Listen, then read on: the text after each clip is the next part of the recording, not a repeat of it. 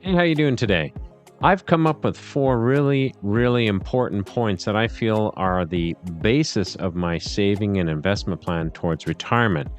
And regardless whether you're 15 or 55, I believe these points are valid. Hi, my name is Frank Thomas, and if you're getting on in age and you have to start saving for retirement, this video is for you. I've compilated four things that I believe are extremely important when it comes to long-term savings. So let's just get into it. First off, give consistently. In other words, every time you get paid, whether it's weekly, bi-weekly, monthly, on the 15th and the 30th, it doesn't matter. Figure out how much you want to put away and put that away towards your long-term retirement. That's going to guarantee you success in the long run, whether you have only 5 years to save or you have 40 years to save. It doesn't matter. The second is never spend the seed. You got to think like a farmer. A farmer goes to the agriculture store and he buys bags of seed. Now, he doesn't go and turn that seed into flour and make bread from it. What he does is he takes that seed and he plants it in the ground. And after he lets it grow, he's able to harvest that seed 100-fold. So he has to give it time to allow it to grow, but he never touches the seed. And it's very important that we realize that too. One of the worst things you can do is touch your seed capital, or even while you're in that growing phase. It's like thinking, and again, like the farmer, let's say you get halfway through the year and your crop is half grown and the seedlings have grown a couple inches tall, and you go out there and just cut them off and, try to harvest some seed out of it. You're not going to get too much, if anything.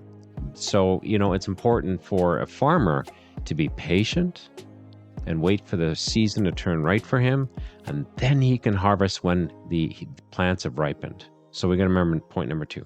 Point number 3, remember the 2 superpowers. Now, you have 2 superpowers when it comes to investing. The first one is time.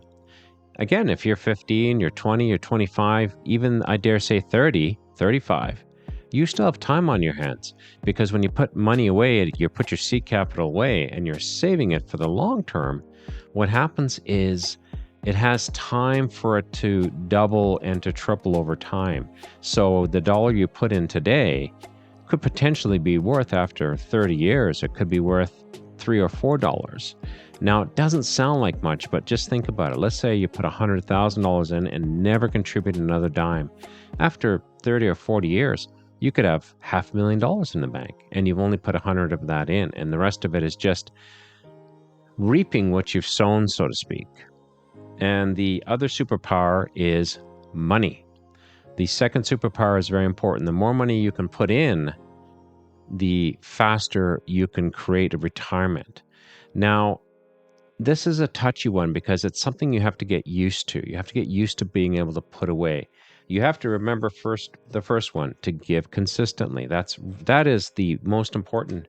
The second is you're never gonna spend your seed. And of course, your 2 superpowers. And the second one is how much you can put away. I'm going to have some extensive videos in the future that talk about finding ways to put away more.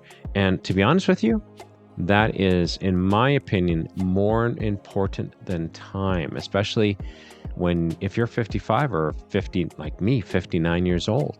I have to use the power of how much I can put into it as my primary superpower, because I've lost the advantage of time. I don't have a 30-year window anymore. Now, I know once I retire, and a lot of people forget this, when you turn 65, you just don't go, oh, okay, I got what I got. You could live another 20 years. So the dollar you've got in your investment account, let's say it's 65, if that's when you decide to retire, has still a possible 10, 20, and if you live to 95, 30-year window for it to grow. So whatever you can retain and keep and not eat away and erode from that savings still has time to compound and increase and become worth more. And again, that dollar after 30 years can be worth $3. Now, we have to always consider the cost of inflation, but we are always going to make sure that whatever investments we put in either match or beat the cost of inflation in the long run. Finally, looking at the fourth one, This is really important. You can only control what you monitor. I went on a journey of losing weight. Now I've tried to lose weight and, watch what you eat and don't eat the wrong things and stay away from donuts and candy and stuff like that. All those concepts and ideas are good. They're going to help you. But what really helps you is getting on the scale every morning and measuring your weight.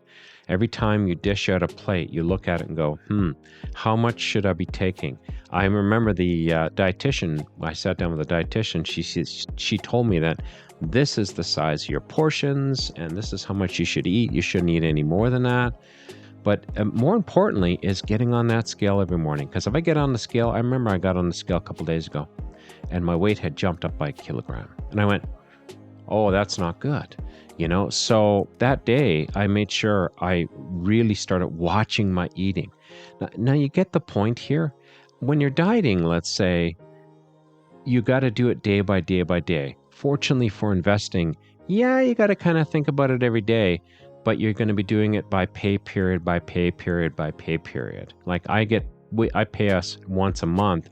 So I really focus in for a day in the month on that contribution and where it's going to go into the investment portfolio. But I monitor it on a consistent basis. And if you don't monitor it, you're going to get into trouble. Now, let me tell you another thing. When it comes to monitoring, I know everybody hates the word budget, but you need a budget. You really do need a budget. I'm going to show you an example budget by showing you one of my older budgets. And, basically what it comes down to is I use Excel and I just do line items. You don't have to use anything fancy. You can even use pencil and paper if you want to. But I find that using Excel is great because I can replicate and watch what I've paid.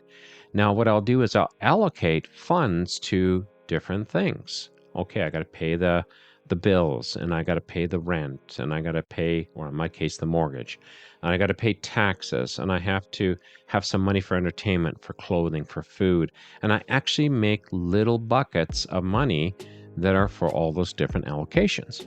And one of those allocations is, of course, point number one, give consistently. I make sure I pay myself first.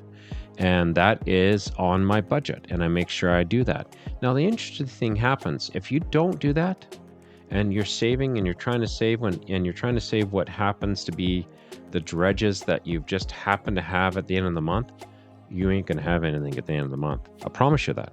Been there, done it, bought the T-shirt. I wish I could blame expenses and inflation and the government, and it all came down to the fact that I wasn't monitoring what I wanted to control, and that was my finances.